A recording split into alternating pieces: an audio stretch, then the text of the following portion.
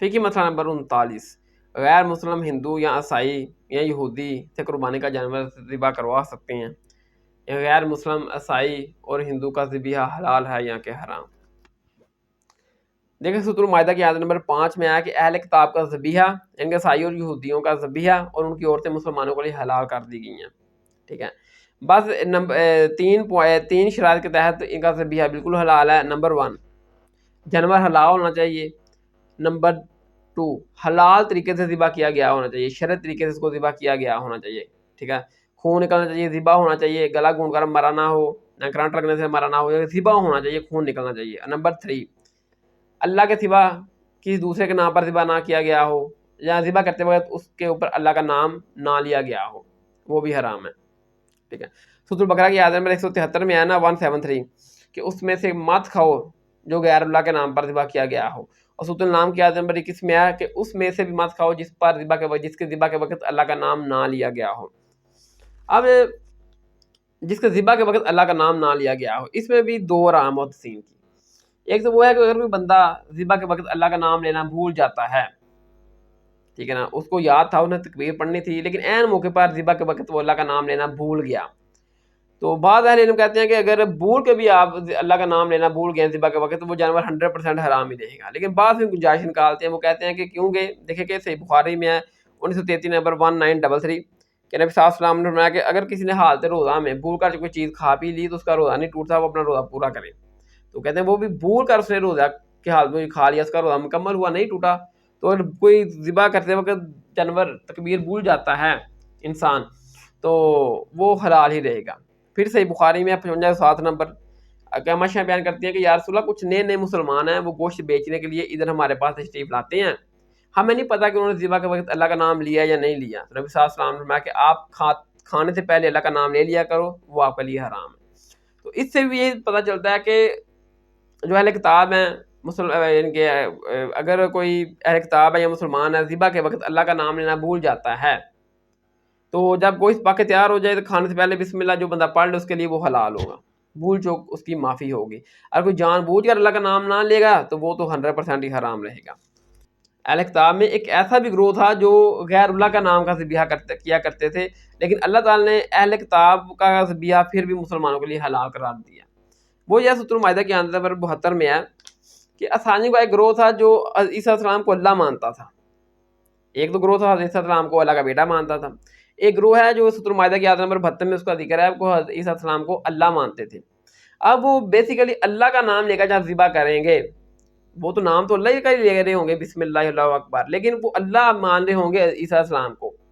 اللہ مان رہے ہوں گے عیسیٰ علیہ السلام کو، تو گویا وہ غیر اللہ کے نام کا ذبح کر رہے ہوں گے۔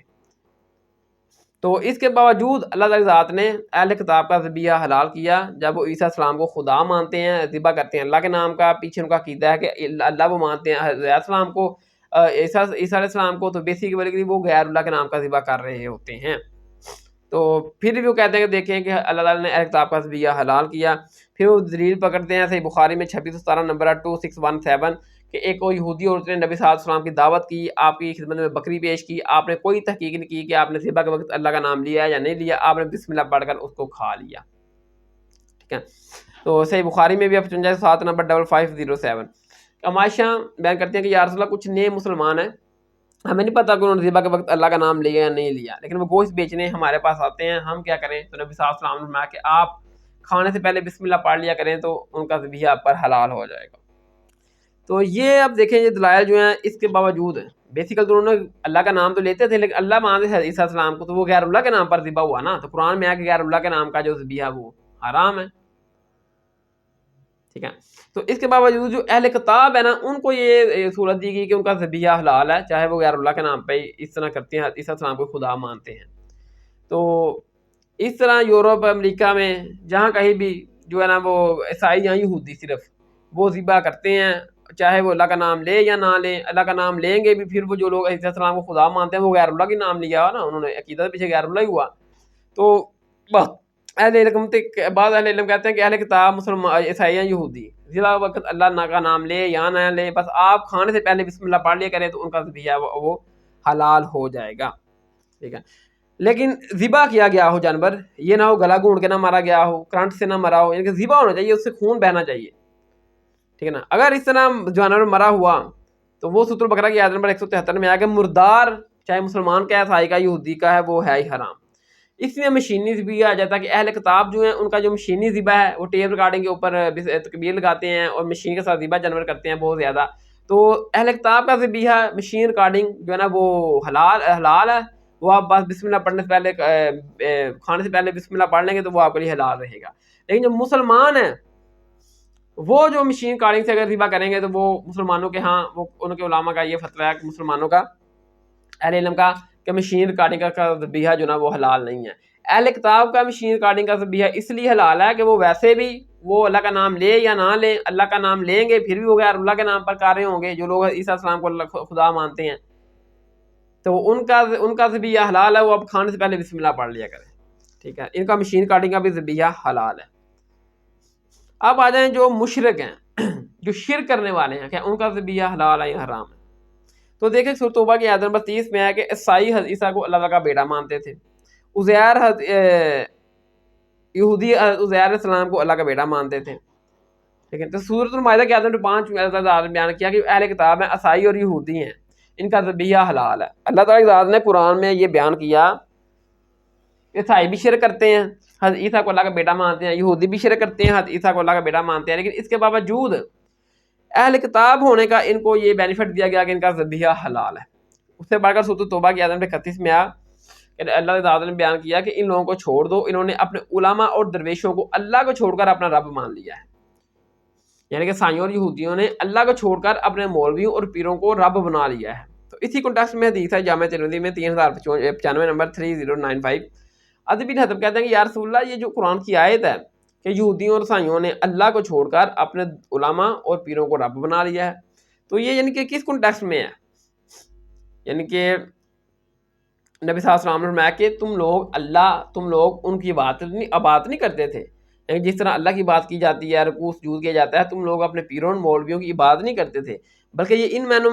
معنوں میں ہے کہ جب تمہارے پیر اور مولوی تمہارے لیے کسی چیز کو حلال ٹھہرا لیتے تم اس کو حلال جان لیتے، تمہارے لیے کسی چیز کو حرام ٹھہرا دیتے تم اس کو حرام جان لیتے. اب یعنی کہ وہ اس کا مقصد یہ کہا کہ ایک چیز شریعت میں حلال ہے اور پیر اور مولوی جو ہے نا اس کو حرام ٹھہرا دے، وہ شریعت کو چھوڑ دیتے اور پیر مولوی کے فتوے پر عمل کر لیتے. ایک چیز شریعت میں حرام ہے، ان کے پیر اور مولوی اس کو حلال ٹھہراتے اور وہ شریعت کو چھوڑ دیتے اور پیر اور مولوی کو بات کو فتوے کا عمل کر لیتے. تو نبی صلی اللہ علیہ وسلم نے فرمایا کہ ان معنوں میں تم ان کی بات کرتے ہو، ان کو رب مانتے ہو، کہ شریعت کو پیچھے چھوڑ دیتے ہو اور اپنے مولوی اور پیروں کی بات کو مان کر ان کے فتووں کے اوپر عمل کرتے ہو. تو یہ ہے کہ تم نے ان کو رب بنا لیا ہے کہ تم مشرک ہو اس بنیاد پر ہو، اس بنیاد پر بھی تم مشرک ہو، عیسائی اور یہودی. تو میرے بھائیو اگر دیکھیں کہ تو آج کے جو مسلمان ہیں، ٹھیک ہے کہ نبی صلی اللہ علیہ وسلم ختم نبوت ہیں، آپ کے اوپر نبوت ختم ہے، آپ کے بعد جو بھی اللہ نبوت کرے گا وہ جھوٹا ہے، دجال ہے. جس طرح غلام احمد قادیانی دجال قادیانی نے اللہ نبوت کیتا، وہ جھوٹا ہے، وہ کذاب ہے. کیوں کہ نبی صلی اللہ علیہ وسلم آخری نبی ہیں، آپ پر نبوت ختم ہے، یہ یعنی کہ قرآن کا فیصلہ ہے. اب جو بھی آپ کے بعد اللہ نبوت کرے گا وہ حرام کا مرتکب ہوگا، اور جو اس کو مانے گا وہ نبی صلی اللہ علیہ وسلم کی نبوت کا انکار کرے گا، ایک حلال چیز کا انکار کرے گا، اور جس کو دوسرے کو نبی مانے گا وہ حرام اس نے اللہ نبوت کیا، وہ حرام کو حلال سمجھ لے گا، تو وہ بھی اس نے بھی اپنے علماء اور پیروں کو رب بنا لیا. جتنے بھی قادیانی ہیں جو اپنے یعنی کہ اس دجال کو، غلام احمد قادیانی دجال کو نبی مانتے ہیں، بیسیکلی وہ اس کو رب ہی مان رہے ہیں، کیونکہ ختمہ نبوت کی برکت سے جو بھی قیامت تک اللہ نبوت کرے گا وہ حرام کام کر رہا ہوگا، اور انہوں نے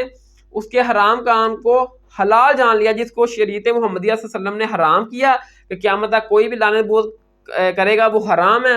اس نے دجال لعنت نبوت کیا، اس کے ماننے والوں نے اس حرام کام کو حلال جان لیا، تو وہ دار السلام سے گئے، گویا انہوں نے اپنے اس دجال کو انا خدا مان لیا. تو ہمارے اس امت محمدیہ صلی اللہ علیہ وسلم میں بھی آپ دیکھیں جو بریلویاں دیوبندی ہیں، بریلویوں کا چشتی رسول اللہ، بریلوی اس کی طویل کرتے ہیں، اس کو ہے وہ حرام، کلمہ حرام ہے، لیکن وہ اس کی طویل کر کے اس کو حلال ٹھہراتے ہیں، اس کو معرفت کی بات کہتے ہیں. انہوں نے بھی اپنے چشتی رسول اللہ کو خدا مان لیا، اور اپنے مولوی جو اس کا دفاع کرتے ہیں اس کے پیچھے چلتے ہیں ان کو خدا مان لیے. حالانکہ دیوبندی جو ہے نا وہ کہتے ہیں چشتی رسول اللہ حرام ہے، یہ کفر ہے، کیونکہ نبی صلی اللہ علیہ وسلم کی ختم نبوت کے اوپر ڈاکہ ہے، نبی صلی اللہ علیہ وسلم کے بعد جو بھی لعن نبوت کرے گا وہ حرام کام کر رہا ہوگا، ٹھیک ہے. لیکن یہی دیوبندی جب تھانوی رسول اللہ کا سامنے آتا ہے تو تھانوی رسول اللہ بھی حرام ہے کیونکہ وہ بھی ختم نبوت کے اوپر ڈاکہ ہے، وہ ایک قسم کا لعن نبوت ہے، تو وہ بھی اپنے جو حرام جو ہے اس کو حلال ٹھہرانے کے لیے اسی معرفت کی بات لکھ دیتے ہیں، کبھی کچھ کرتے ہیں دفاع کرتے ہیں، یعنی کہ حرام کو حلال ٹھہرانے کی کوشش کر رہے ہوتے ہیں چشتی رسول اللہ کا دفاع کر کے، تھانوی رسول اللہ کا. چشتی رسول اللہ ہو یا تھانوی رسول اللہ ہو، یہ دونوں باطل حرام ہے شریعت محمدیہ صلی اللہ علیہ وسلم میں، کیونکہ آپ اللہ کے آخری نبی اور پیغمبر ہیں. آپ کے پاس جو بھی اللہ نبوت کرے گا کسی بھی طریقے سے کرے گا، یا معرفت کی بات کہہ کر یا کیسے بھی ہے، یا چشتی رسول ہے یا تھانوی رسول ہے، یہ حرام ہے، اور جو ان کو مانیں گے یا ان کا دفاع کریں گے وہ شریعت محمدیہ صلی اللہ علیہ وسلم میں ایک حرام چیز کو حلال ٹھہرا رہے ہوں گے. تو گویا ان لوگوں نے بھی چشتی رسول اللہ تھانوی رسول اللہ کو رب بنا لیا قرآن کی حدیث میں. میں قرآن کی تفسیر آپ کو بتا رہا ہوں جو نا وہ جو اس کی فٹ اینڈ بیٹھ رہی ہے، تو یہ بھی پھر مشرک ہوئے، چشتی رسول اللہ تھانوی رسول اللہ ہی مشرک ہوئے، کیونکہ انہوں نے نبی صلی اللہ علیہ وسلم کی نبوت میں شراکت کی ہے. چشتی رسول اللہ کو نبی صلی اللہ علیہ وسلم کی ختم نبوت میں شریک کیا، تھانوی رسول اللہ کو نبی صلی اللہ علیہ وسلم کی نبوت میں شریک کیا، اور غلام احمد قادیانی دجال نے بھی اپنے آپ کو نبی کو لوایا، نبی صلی اللہ علیہ وسلم کی ختم نبوت میں شریک بنے. تو یہ بھی شرک ہے، چاہے اللہ کے ساتھ شرک کیا جائے چاہے نبی صلی اللہ علیہ وسلم کی ختم نبوت میں شرک کیا جائے، یہ مشرک شرک ہی کہلائے گا یہ سارا کچھ، ٹھیک ہے. تو یہ بھی تھانوی رسول اللہ چشتی رسول اللہ یہ بھی شرک ہے، گویا جو انہوں نے بھی حرام چیز کو حلال ٹھہرایا، کیونکہ نبی صلی اللہ علیہ وسلم کے بعد قیامت تک کوئی نبی پیغمبر نہیں آنا اب، لیکن انہوں نے بھی اپنے بابوں کو جو انہوں نے لعن نبوت کے دعوے کیے ان کے دفاع کر رہے ہیں، حرام چیز کو حلال ٹھہرا رہے ہیں شریعت محمدیہ صلی اللہ علیہ وسلم میں، تو یہ بھی مشرک ہیں قسم کے، ٹھیک ہے. تو اب میرے بھائیو دیکھیں کہ اگر عیسائی اور یہودی جو عیسیٰ السلام کو اللہ مانتے ہیں، عیسائی یہودی عیسیٰ السلام کو عیسائی جو ہے نا توبہ کے اعظم 30 میں آیا کہ وہ اللہ کا بیٹا کہتے ہیں، یہودی عزیر کو اللہ کا بیٹا کہتے ہیں، اور مسلمان جو ہے نا وہ چشتی رسول اللہ تھانوی رسول اللہ کے نام کے اوپر جو ہے نا وہ ایک حرام چیز کو حلال ٹھہرا رہے ہیں، ٹھیک ہے، نبوت کے معاملے میں، اور یہ بھی مشرک کی کیٹیگری میں جا رہے ہیں. تو جب اہل کتاب کا ذبیحہ حلال ہے تو مسلمانوں کا ذبیحہ بھی آپس میں حلال ہے، چشتی رسول اللہ تھانوی رسول اللہ کا بھی ذبیحہ حلال ہے، ٹھیک ہے، کیونکہ یہ بھی مشرک وہ بھی شرک کر رہے ہیں عیسائی یہودی اہل کتاب بھی.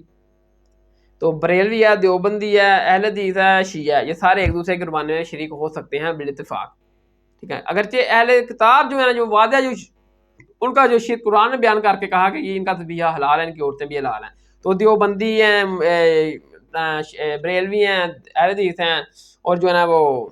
شیعہ ہیں، ان کا ذبیحہ بھی حلال ہے، چاہے یہ شرک کیوں نہ کر رہے ہوں گے، ذبیحہ ان کا بھی حلال ہی رہے گا. اعلیٰ حضرت نے تو لکھا ہے احکام شریعت میں کہ وہابی دیوبندی نیچری یہ 1,00,000 مرتبہ بھی اللہ کا نام لے کر ذبح کریں تو ان کا ذبیحہ حرام ہی رہے گا. البتہ یہود و نصارہ کا ذبیحہ حلال ہے، وہ کہتے ہیں یہود و نصارہ کا ذبیحہ تو حلال ہے، لیکن دیوبندی، وہابی، شیعہ اور نیچری ان کا ذبیحہ حرام ہی رہے گا، چاہے یہ اللہ کا نام بھی لے کر کیوں نہ کرے. بلکہ انہوں نے یہاں تک لکھا ہے کہ ہندوؤں سے بڑھ کر ہیں وہابی، یعنی کہ ہندوؤں سے بڑے برے ہیں وہابی، ٹھیک ہے. تو اہل کتاب جو ہوں گے عیسائیاں، یہودی ہیں، یہ ان کا ذبیحہ اہل کتاب کا حلال ہے، سورۃ المائدہ کے آیت نمبر 5 میں ہے. مسلمان ہے تو ٹھیک ہے، دیوبندی، شیعہ، اہل حدیث، بریلوی بھی ایک دوسرے کے قربانی میں بالاتفاق شریک ہو سکتے ہیں، چاہے یہ کلمہ کو مشرکی کیوں نہ ہو. لیکن ہندو، سکھ، بدھ مت جو اہل کتاب نہیں ہے ان کا ذبیحہ حلال نہیں ہے، چاہے وہ اللہ کا نام لے کر ہی کیوں نہ کریں، ٹھیک ہے.